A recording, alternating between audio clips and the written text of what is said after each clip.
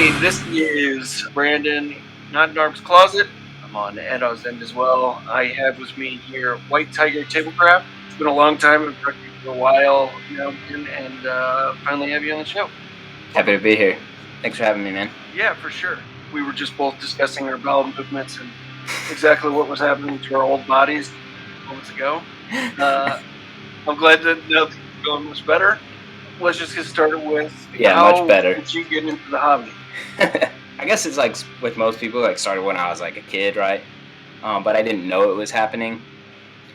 But I was into like, The Hobbit pretty early on. I didn't really touch the Lord of the Rings books, but I was big into The Hobbit and even read like the Spiderwick Chronicles, which those are all illustrated by Tony Dieter-Lizzi, who's like a big contributor to Magic the Gathering, early Magic the Gathering, and big contributor to the second edition D&D Monster Manual, and more. I'm sure that's what I'm aware of. But other than that, I didn't really know a ton about the mini side of things, or even really like the RPG side of things. I wasn't really super familiar with. Right. But one day, when I was working at like a rock climbing gym in Dallas, and a buddy was like, "Hey, we're gonna play D&D. Like, go get you a mini." I was like, "Oh, okay, whatever." Yeah. So I just typed in like miniatures, 28, whatever it was, and popped up with the store. And I walk in, and it's like actually like one of the few stores I've ever been in that's like strictly wargaming. Like they didn't have any role playing stuff at all. Is that in Grapevine? Yeah, it's in Carrollton. It's called Texas Toy Soldier. Yeah. Yeah. And I ended up working there for like a year actually, which was really funny because I like knew absolute shit about the hobby, and like people would come in and be like, this was like early. Let's see, this would have been like right when Age of Sigmar was coming around. I think they had like just killed Old World, and everyone was like pretty tilted about that, or killed Warhammer Fantasy. Sorry, but I like wasn't tilted about anything because I didn't know shit, Yeah. But people would come in and ask for like, oh, I need these like firstborn whatever, or these like Khorne berserkers or something. I'm like, I don't fucking know what any of this is. Yeah. Yeah, and so like my first game, funny enough, was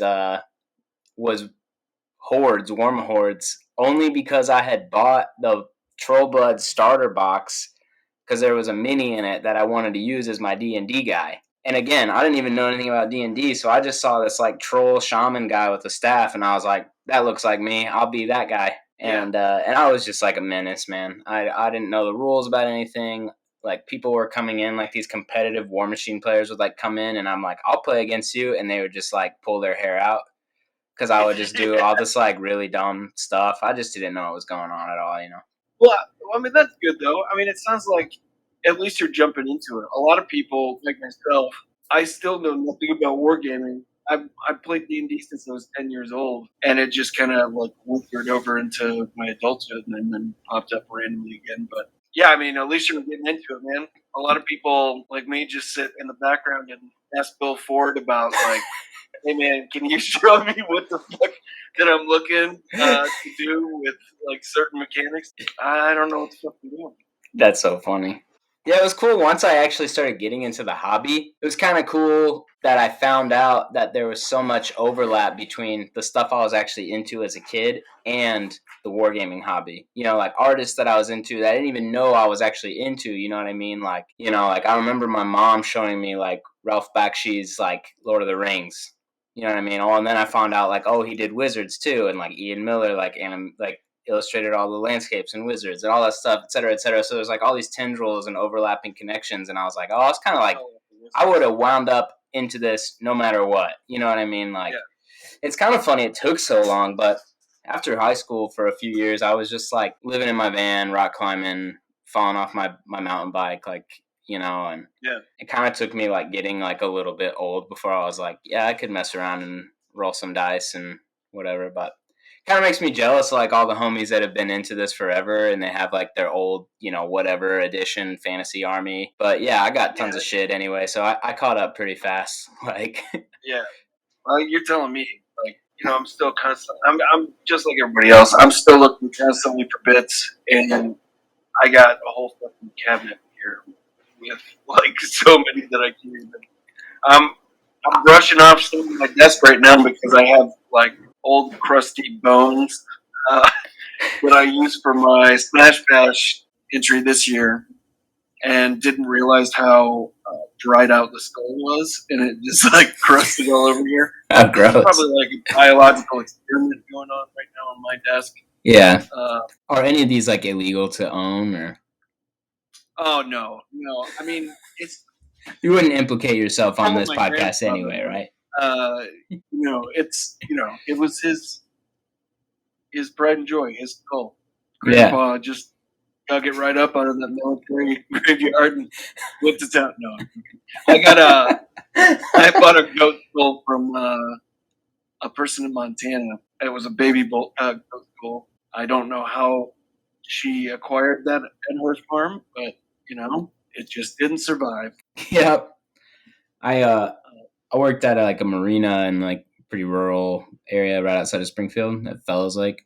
It's like, it's very rural. It's in the middle of nowhere. But I would come into work sometimes and my boss would be like, "Oh, I found this coyote pelvis. This seems like something you'd be into." I'm like, "It is something I'm into. Thank you for the yeah. Thank you, Where he's like, "Hey, I dissected this he was like taking a master naturalist course, He's like, "I dissected these owl pellets and I thought you might want all the mouse skulls I found." And I was like, "I do want that. Thank you very much." Yeah, that's exactly what I want. Yeah. It's so funny. I was just talking to Gabby from Senorita M, and she was like, I showed her what I was making, and then she goes, "It's funny. The other day I was thinking, going through my bones, and I thought, man, I should really send this to Brandon. He could use this." And then I thought against it because I didn't know if he would think it was weird or not. I'm like, next time that you have that fucking thought, yeah, you better send me some bones. Yeah, send me some fucking bones. Yeah, she's a Texas homie too, right? Yeah, sweet. Yeah, I remember you guys had like that sweet Texas meetup. Yeah, GrimTx. Yeah, it was cool. Now, like, I was getting ready to move to New Jersey, I think. Oh shit. And I was like, man, is there a way I can like invite myself? Like, it's a pretty quick drive for me to go down to Texas, but I just 100%. Yeah. Next time. Yeah, for sure. We're not gonna stop doing it. I'll eventually move, but I told them anytime they have a GrimTx, I'll be down here. So, sweet. We had a blast. It was fucking amazing. It looked fun, yeah. I put the feelers out on Instagram like yesterday, the day before, for like a Mid-Atlantic meetup, just to see if there's like a lot of interest, and there were a few people responded, which is kind of encouraging. But I'm like an hour-ish north of Philly. There's like a bunch of homies in Philly, a bunch of homies in New Jersey, in and around Richmond, of course. So if I could even wrangle just a dozen people to meet up at a game store in Philly and do some BS, I think that would be sweet. So we'll see what happens with that. That would be awesome, man. Did you get to go to Under the Dice Fest? Yeah, so I went up there to rep Hill Giant, which is a name of like mine and Steven, Big Boy Game Time's like brand. It started off as just like a name for like collaborative work, and then kind of like morphed into a brand, kind of.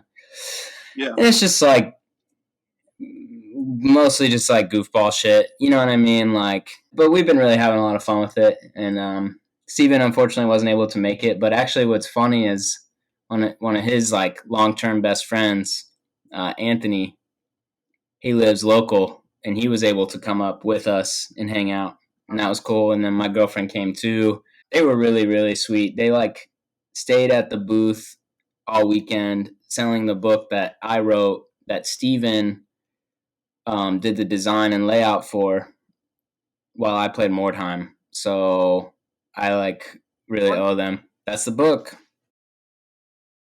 I was lucky to enough to get my copy right before, probably like 2 or 3 weeks ago.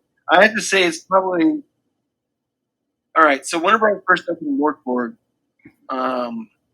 this is before I bought it, wanting to play it later on in the future, but mostly because I just wanted the artwork. I bought that book and I got the same reaction the first time I opened that book that I did with this book. Fucking stunning. Yeah, thank you. It's probably one of my prized collection. I think it's gorgeous. Thank you so much. Yeah, we of course acknowledge like Mork Borg in general of like and that whole movement of like even being able to make like a wacky book, Right.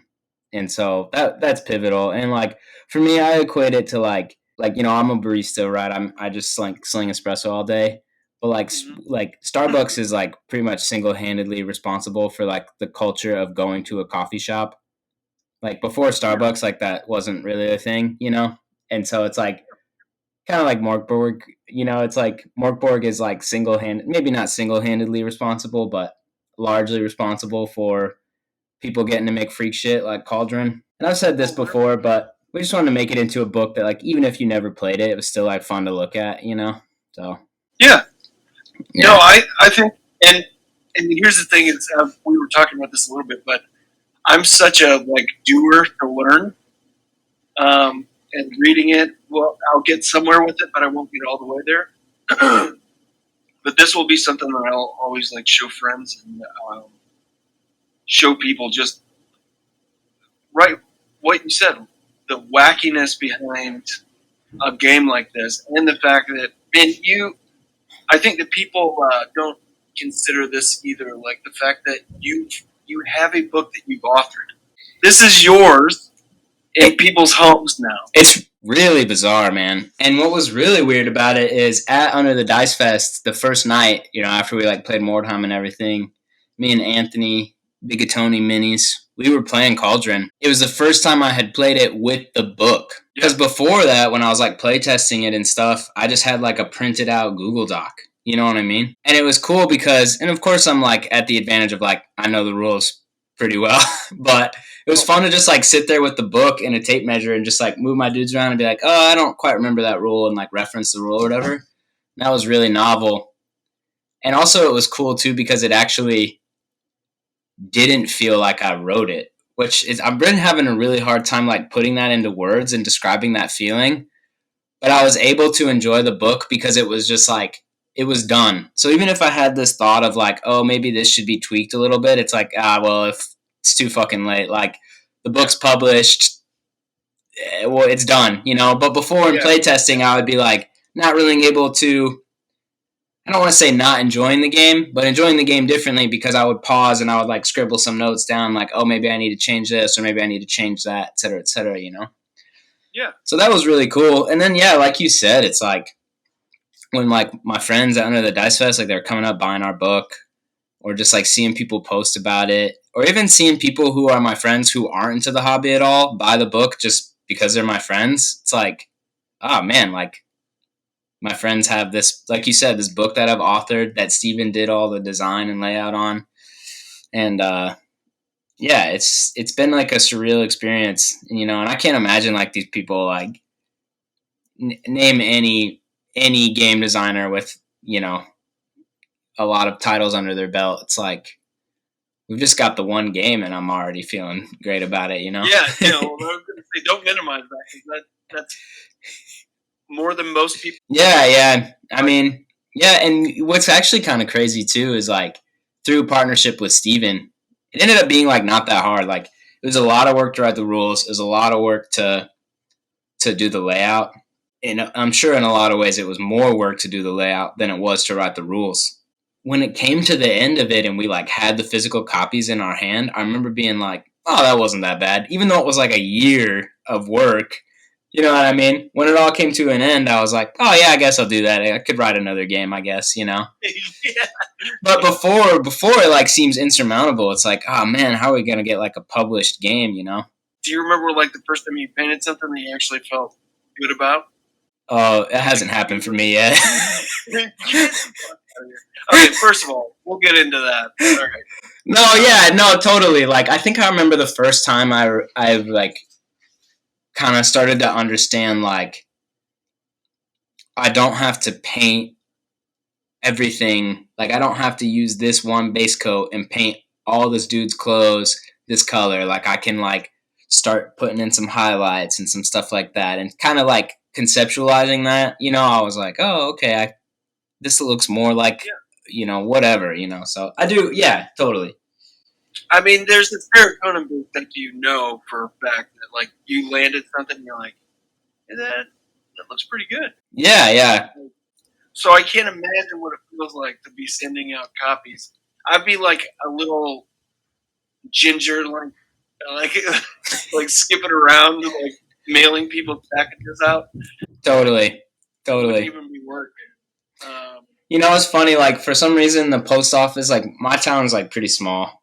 You know, like, we're, like, right outside of New York City, so it's, like, all these little small towns are really close together, and then it's Newark, and then, of course, on the other side of the river, it's New York City. Yeah. But, like, so my post office is, like, a block that way, and then, like, the neighboring town's post office is, like, a half a mile that way, you know? Yeah. But the post office in my town, like, the lady there just punishes me every time, man. She's just, like, the worst. So... I'll like go to ship out a book. I like was trying to ship them media mail because they're books. You can do that. It's the law, you know. It's or maybe not the law. It's a service that USPS provides. Man, she was just raking me over the coals, you know. And I'm like, do you know who the fuck I am? I wrote a book. No. I'm actually terrified of like authority, so I was like, yes, ma'am. I'll just go and do something else and figure something else out. Yeah. It's so funny. Well, that's very sweet of you. I'm of the kind. It probably will work better for you in this area because I fucking hate authority. So. Oh yeah. It's like it's same. Yeah. Yeah. It gets to a point to where it's like, you think you're safer there? I fucking wrote Cauldron. Yeah. It's like the fantasies I'm playing in my head, you know. Yeah. That's cool. Whenever you were writing Cauldron, was it one of those things that you had stolen things from other, because it's bound to happen in this hobby? Oh, 100%. On a daily basis. Was there like a basis for a game at the very beginning? Yeah, so originally I had wrote it as like X plus stat lines, right? So like your dude would roll a D12 and on a 6 or higher he'd hit, or if he was really good at it, you know, on a 4 or higher he'd hit. Stat lines that wargamers like pretty familiar with, you know what I mean? Mm-hmm. But when I was running it by my homies in Springfield, and Steven too, like Steven's main background is like in RPGs, and all my buddies that are nerds at all, like they don't really play war games, but they play like a lot of RPGs, you know. Yeah. And they were really struggling with that. They're like, wait, so if he's better at it, then the number's lower. And like I said, for me, I'm like, yeah, like that's a no-brainer. But what it actually does, like, really open my eyes to like, okay, like I guess that's like not as intuitive for some people. And so Cauldron was actually like dead in the water for a little bit. For maybe like a month. Like I just didn't really know what I wanted to do with it, because I wanted it to be like accessible, but also like, you know, accessible and intuitive, you know. So I was like chatting with Steven one day, and I was like, I don't know what to do with this game, man. He's like, what if you just like invert the whole stat line and make it like, you know, like D&D, you know, RPG like modifiers, you know. Right. Like they get plus, you know, a bonus to their roll to hit, a bonus to their roll to defend, etc., etc. So we had to like go through like 40-page Google Doc and like flip all the stat lines and rewrite all the rules and all this stuff. And it ended up looking in the end like quite similar to D&D or like Frostgrave. I keep saying D&D. A lot of RPGs do this. It's just the one that I know the best, right? But OSR stat lines, you know, it's like he's got a strength stat or like a combat stat, whatever, you know. But it made the language like a lot more intuitive, and like I said, it did end up kind of looking like Frostgrave. But that's actually a game I love, and I'm not mad that Cauldron kind of vibes that way. Right. It's extremely swingy. Like goofy shenanigans can happen in Cauldron. Like, you know, your troll could make like absolute cream cheese out of this goblin, but your goblin could maybe get a lucky hit on a troll and like one hit him. It's not likely, but it's possible, you know. Right. That just felt like the vibe to me. Like, even though it was so swingy, I'm like, man, this kind of feels right. Like, this is just absolute goofball shit. These trolls and orcs and goblins in a swamp. Like, this should be real silly Saturday morning cartoons meets, you know, Dungeon Synth, whatever. Like, that's awesome. Yeah, that's definitely what I get from it. So it presents itself well. And I don't think there's a whole. Listen, there's tons of RPGs out there, but I don't think there's a lot of people try and take their games too seriously, and I think it kind of shits the bed and makes it out to be something that it truly shouldn't be. Like, I hate saying D&D too, because even though I grew up with it for all those years, it has become a completely bastardization of what it used to be. Totally. And it's way more corporate now, so that's why I love shit like this. But I didn't realize that that's again explaining it to me as opposed to me reading it is always the better avenue for me, at least to take. So I'm glad that I had you on. I'm the same way. That's kind of why I wrote that game. Like those rules in Cauldron, like about like how to actually play the game. It's only like 4 pages. I think it's pages 40 to 43 is like how to play the game. And there's a lot of stuff in there that I kind of copped out and just like didn't even write a rule for. That's fine. Yeah, just like I think what I wrote is like a narrative action, like talk it out between players and make it happen. I think that that's the thing. I don't know if I could ever play. I don't know if I could ever play or be purely just like a battle gamer. It would have to have like an RPG element to it or a narrative. That's always been the joy that I get from it, and this seems like it sets up for a good platform for it. And not all rules should be figured out. Like, I cannot tell you how many times I've taken a D&D role and I've just shit all over it. Like, fuck that. Oh, yeah. So dumb. The bottom line, too, it's like you buy the book, it's your game. Like, right. You can play that however you want. Like, you can ignore or rewrite, change any rule, house rule, anything. Like, you can do whatever you want, and you can even do that in 40K, Star Wars Legion, whatever. It's like, I don't like that rule. When I'm playing with my homies, we're just not going to use that rule. And it's like, there's no wargaming cops, that are, they're people who think they're wargaming cops, but there's no actual there's no actual wargaming cops, and so, yeah, so, anyway. There's always somebody there to fuck with your time. Oh, yeah. But I was going to ask you, too, moving away from Cauldron a little bit, actually, where can they buy Cauldron? Where can people listening to this buy Cauldron? We're sold out right now from our first print run. We're working on getting some more. We'll have them physical copies. Steven and I will both be at Adepticon. We don't have a booth, but we're just going to be rolling around with Cauldron in our backpacks. So we'll post something about, shoot us a DM, find us at AdCon. We'll have copies, and then after that, we'll do another print run, and we'll have some more on our Big Cartel, Hill Giant, Big Cartel, and then the PDF is of course always available on our itch. And there's a bunch of other stuff that we've done too on itch. We've got like six or so, or 5 like other little things that we've done, and then our big one is Cauldron. So it's all Hill Giant games. And I think that's all under your link tree on your Instagram page too? Yeah, not on my personal Instagram. It might be, actually. But it's definitely on the Hill Giant Instagram. I'm bad at this. No, you're good. You're selling it. No, you're selling it. Hey, what you should have said was, you were like, we all print out all these copies, and we're not going to print any more for you deadbeat pieces of shit. It's not like below us, so we definitely would pull something like that. Yeah. So I know for us, like, we're already thinking about like the next thing we want to work on, and so not that we're not proud of Cauldron, but we're like, oh, we have to kind of support Cauldron and work on this other thing now too. And it's like, okay, we can handle that. But, Well, it goes back to like what I was talking about being in bands before. Like, your past is great and everybody loves the past stuff, but now you're moving on to do something. You've been working on it for a fucking year, man. You've been talking about it for a year. Everybody just now talking about it for like 2 months. Yeah. So that's where the frustrating thing, I'm sure, comes in.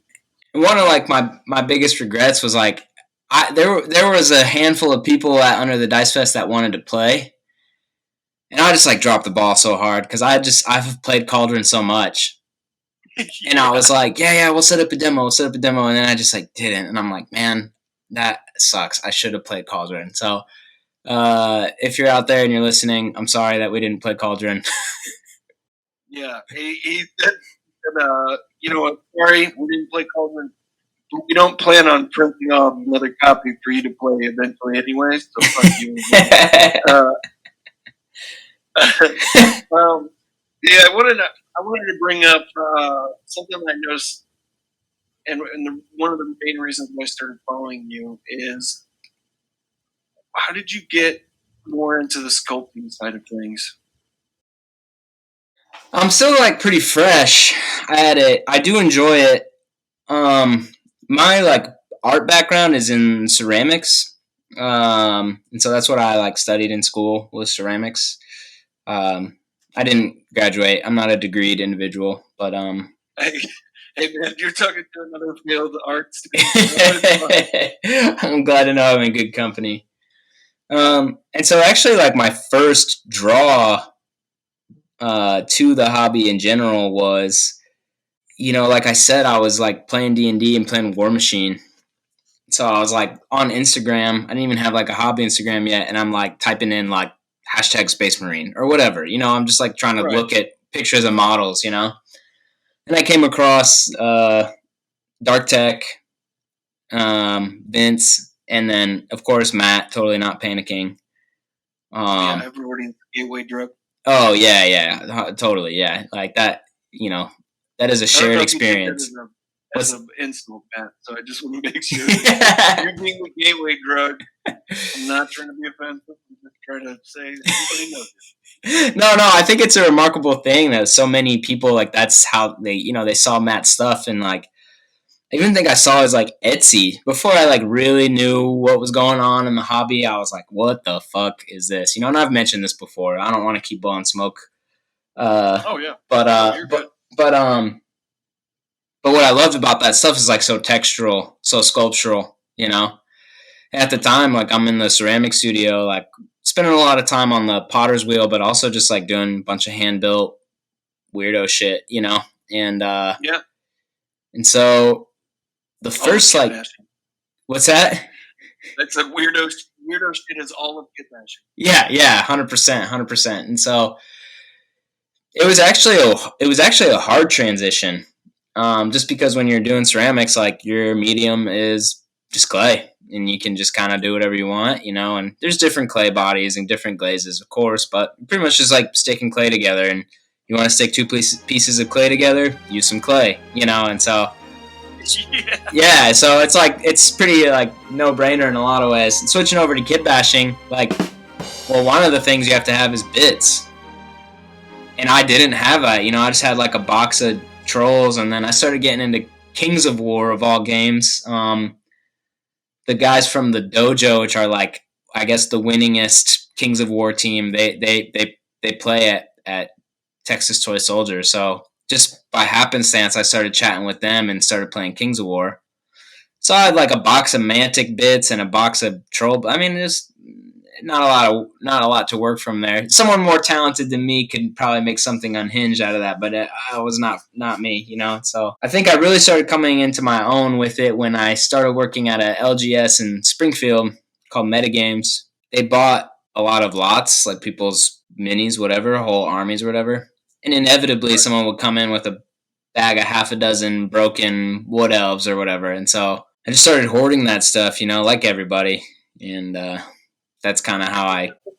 Yeah, I think that's what it requires. I think it is, to get started, it's a decent level of hoarding before you can unleash and actually do something with it. But yeah, if you got, I mean, there's others that are way better than I am, but I'm like, you made that literally out of all trash. I think fucking Stone Job, some of his is I'm like, what the fuck are you? Oh man, bro, I don't even like Terry's Hill Giant for the Hill Giant competition that we did was crazy. And he placed. He got third place, which is awesome. He did like a Great Unclean one a while back that was like out of spray foam. Yeah, that one was like stupid. Yeah. Like, I looked at that and I was like, what the fuck is this? There should be like a medal around its neck or something. Yeah. This is like shit that Okay, I'm going to gush on you a little bit.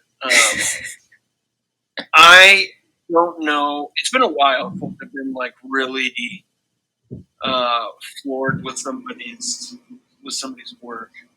That Modoc looking motherfucker that you have is, and that was a while ago. Yeah. That still to this day blows my fucking mind.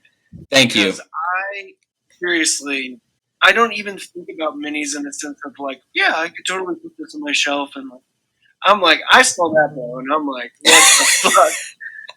Like, I have no idea. Like, that is such a gorgeous piece, and the fact that there's fucking brain in there.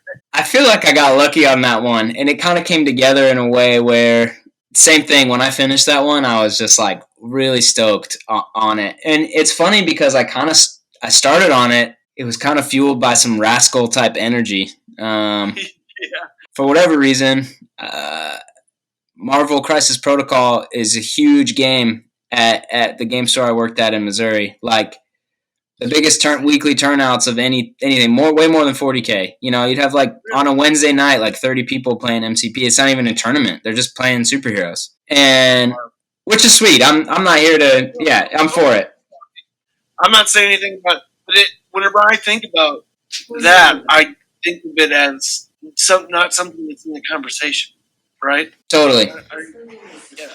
Totally. But someone had, like I said, I was at the LGS. Someone had traded in that model or sold us a Modoc to get some store credit or something.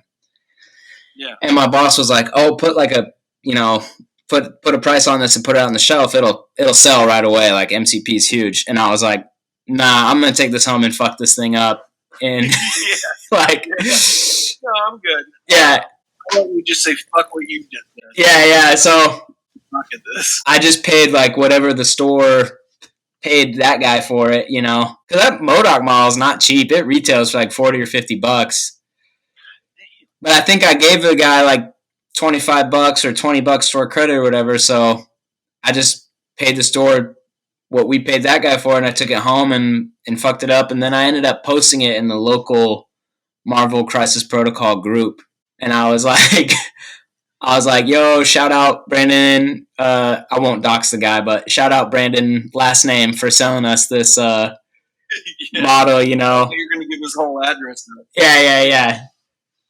And but anyway, so and most people were pretty cool about it, and so that actually felt good because, like I said, it started with me being like, "Oh, I'm gonna take this MCP model and fuck it up."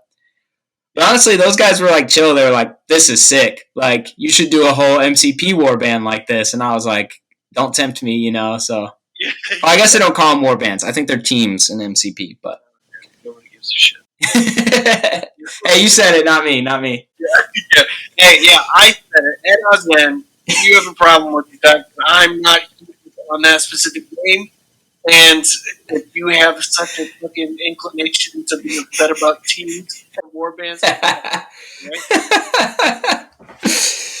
That's going to be the downfall of the three people that listen to this show. No, it'll be great, man. Yeah, no, I mean, who cares? Who's that?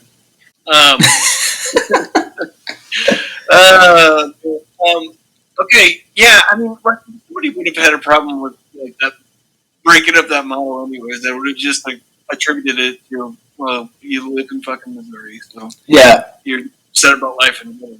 Yeah, I got it out. I can understand why other people are upset.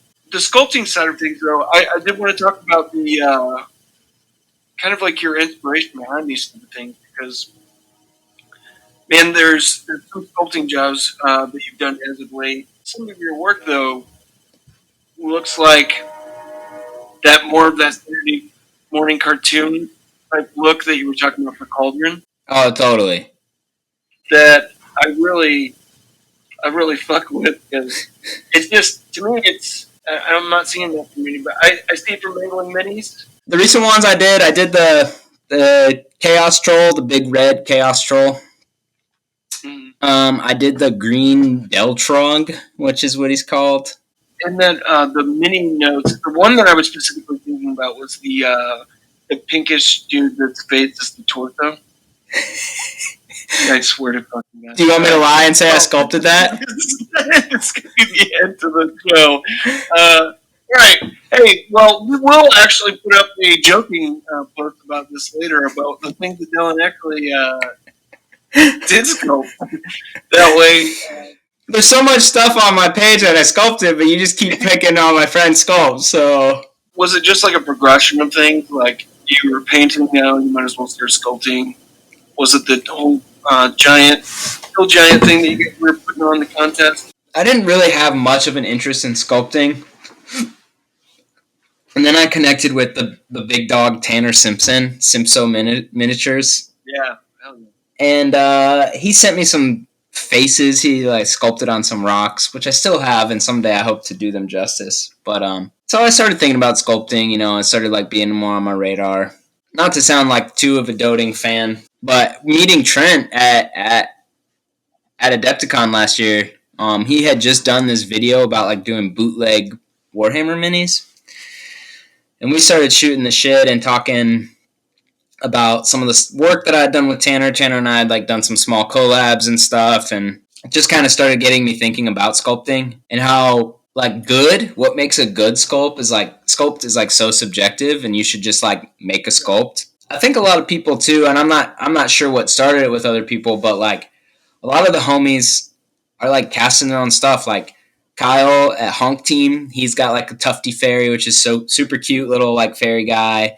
And Cole, he's got like his skeleton guy he did. And Evan has his like kitbashed mech that he did. And I think it's all, regardless of what the genesis of it was, it's all kind of part of the same wave for a lot of people, I think, where I was like started thinking about more about sculpting and how to use it actually as a tool for my kitbashing, where like my kitbashes didn't have to be perfect, whatever perfect is, because I knew I could make up for it with sculpting a little bit. It's like, oh, I can sculpt this little detail, or I can fill this and sculpt this. And then I got to the point where I was like, oh, I guess I'll just sculpt a whole face or a whole head or a whole troll, you know. And that was kind of the genesis of it for me. And it's not something that's like at the forefront of what I'm into, but it's definitely something I like explore more. I'm becoming more comfortable with, you know. So thing that completely changed my mind about sculpting in general, that milliput green stuff combination. Oh yeah. I'm working on my Smith dash right now, and I'm gonna do this for every single mini that I use from here on out. Yeah. Like, it's the easiest material to work with. Yeah. Sculpting is part of it. Like, there's certain things that I just have no interest in, like doing in the hobby, and then there's others that are like making rules. Like I have no desire to make rules themselves. Maybe some more behind it, but don't do it. It's such a heartache, man. Yeah. Sculpting seemed like it was going to be something that was fucking terrifying to do, but it's really not. No, it's fucking moving just like anything and stuff. And like anything too, like there are always going to be like the masters, right? Like there's going to be the half dozen people who are just like the best at it. But what's cool to see is like how many of my like friends have sculpted stuff and they're like good at it. Like this is like a cool sculpt, you know what I mean? They just have one mini that they've cast in metal or whatever. Like Tanner has stuff that's like, he has got like stuff that can be 3D printed. Now he's got stuff at Curtis's store, Ramshackle Minis, you know what I mean? And Cole, like I said, he has his guy, his skeleton guy. He probably doesn't call it skeleton guy. Cole, I'm sorry, I don't know what that guy's called. I forget what the fuck his name was. It was something funny. Bonum Mortis. We talk quite a bit over Instagram. He's he understands it. He's fine. He's the sweet old Cole. He's just like sitting there, probably drinking tea or coffee, just enjoying the nice scenery around him. Oh yeah, he's got a piece about him. It's just unheard of. Cole, I've met him one time now. We finally got to meet last month at Nemo at Under the Dice Fest. We've been in correspondence for a while, a year or so, maybe more. I won his like first giveaway thing, and I made like this fucking horrendously awkward like promotional video for the giveaway. I was like, you should enter the giveaway, whatever. But it was actually my face reveal for Instagram. like I had never posted my face before, or maybe just like in like a story or something, maybe. But really, I was like fairly anonymous. Right. And then my camera presence was abysmal. And he was just like, I was like, hey, this is stupid. Just delete this, man. Like, you don't even have to use this. And he's like, nope, I'm uploading this. I'm using this. Yeah. And since then, we've just been buds. And yeah, we finally got to meet. It was great. His brother is really cool too. Are you heavily into acrylic? Is that what you're using, or you oil, or? Yeah, I use like the acrylics that come in like the metal tubes. Oh, okay. Yeah, and I use like some here and there. Like there's a couple like contrast paints I really like, and some technical paints I really like and stuff. But for the most part, I've just kind of switched over to those. It was a weird learning curve, but they just don't quite react the same way as like model paints. Yeah, but I was one of those fucking people. Whenever I got into this hobby, I'm like, I just gotta buy all the fucking Citadel paints I can get my fucking hands on. I have to fucking do this. Totally. I got a box, a to-go box for all my paints. It's got I got it from Britain. It's just it's got drawers and shit for all your paint. Perfect. And I'm like, I don't use any of this stuff. You end up with like 6 shades of green that are all really similar, and yeah. I don't use any of that paint because all I paint with anymore is oil and what me and Cole call squash. Squash. Yeah. I heard you talking about that when you had Evan on here. Yeah. I use squash and fucking oils now, and I'm never gonna look back. Like I'll still use my rust and verdigris and shit from Goblin Hub. Totally. Well, it's about that time of the show where we break out into Kindness Corner. Producer, could you go ahead and put up an image of Dr. Quinn, medicine woman, with a blobfish in her hand, hitting the human blobfish, Ted Cruz, in the face, with that blobfish. Oh no. That's what we like to call Kindness Corner. Okay. A wonderful place where we can talk about the nice things that happen in the hobby or around the world. Probably not as violent as the Ted Cruz portion that I just explained, but who can top that? Recently, I made a local homie. This dude, he was like hanging out at the coffee shop a lot, and I started shooting the shit with him. And I found out that he used to own an LGS in town. It closed like during COVID, which is totally understandable. Yeah. But we started like hitting it off and chatting when he was in the coffee shop. And the other day, we exchanged phone numbers. The other day, he texted me. He's like, yo, you at work right now? And I was like, yeah, I am. He's like, I'm going to bring you a sandwich. And I was like, hell yeah, dude. So he brought me this sandwich from this Italian deli. And it had like arugula and roasted peppers and mozzarella and chicken something Italian on it. It was fire. It was very good. Yo, that was like probably the most beautiful thing I've ever heard Man. In my entire life during. It was one of the tastiest sandwiches I've ever had, so I'm glad that the emotion. Person. Oh, why dude. do more people not do shit like that? And I was like, Mike, what do I owe you? And he's like, nah, man, just wanted to bring you a sandwich. And I was like, he's the best guy. He's the best guy I know. Yeah. I don't know this person. I want to be best friends with him. Oh, dude, you highly recommend. Highly recommend. You're giving a YouTube review on this guy? Yeah. Yeah. Highly recommend. Yeah, highly recommend. 5 stars. Yeah. Yeah. No, that's amazing, man. Hey, man, it's been a blast having you on. I'd love to have you on again sometime. To come up with the next, little conversation about the next game you come out with. Sure. That everybody can leave the fuck alone about Cauldron. That is out in the air right now. That's in the in the air. I want you to know that Dellon specifically told me, make sure that this episode is to kill the game of Cauldron. He hates the game. He hates the monster he created. And if you like it, go fuck yourself. Yeah, pretty much. That's what I said. Yeah. Do you want to throw out anything out there, like tags or anything for your stuff? Follow me on Instagram if you're not. And Hill Giant, Big Boy Game Time. That's the homie Steven. Big Tony Minis, the Blind Man Shane. Those are the dogs. Rat Boy Minis. That's homie Rory.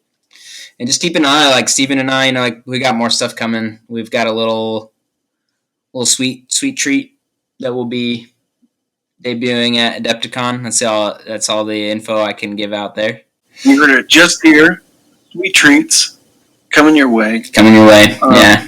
I do want to say, if you're in New Jersey and you can happen upon Dellon, give him a sandwich. Yeah, just hook me up. I love that arugula, roasted red pepper, mozzarella combo on the focaccia with the vinaigrette. Yeah. You may receive 3 sandwiches. Keep me in the loop. I'll make sure to tag everything in there. Guys, thank you for joining me today. And, much like all the people who still want to play Cauldron, Dellon says go fuck. No. Please play Cauldron. Please play Cauldron. Please play it, yeah. Or get the book. It doesn't matter if you don't play it, It's just sitting in copy. Gorgeous. Yeah, it's fun. It's fun to flip through, yeah. A lot of work into it. God, man, so we'll see you guys later next time, and take it easy. Thanks, man.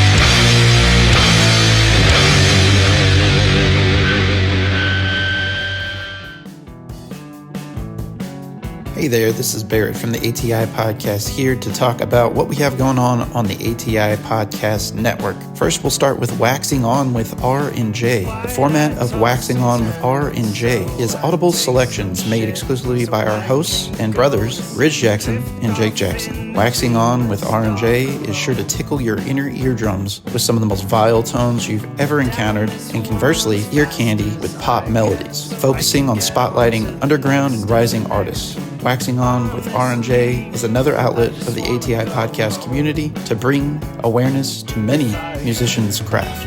Also found on the ATI Podcast Network, Nodnarb's Closet, hosted by Brandon Stuart of EDAW'S.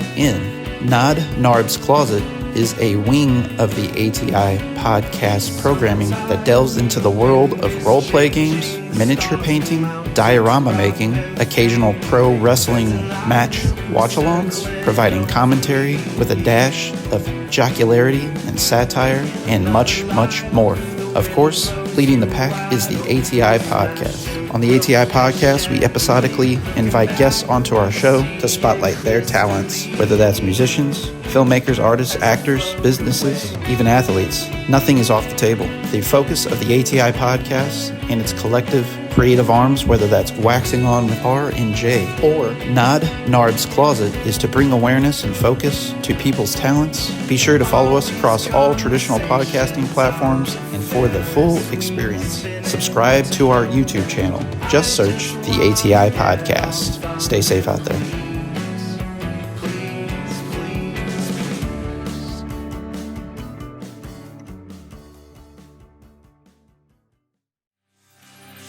Hey, this is Barrett from the ATI Podcast. Episodically, I will be chatting with a featured guest, bringing a spotlight to their craft. Artists, musicians, filmmakers, actors, small businesses, athletes. Nothing is out of bounds. Hear my discussion with rising talents and entrepreneurs across all traditional podcasting platforms, as well as YouTube.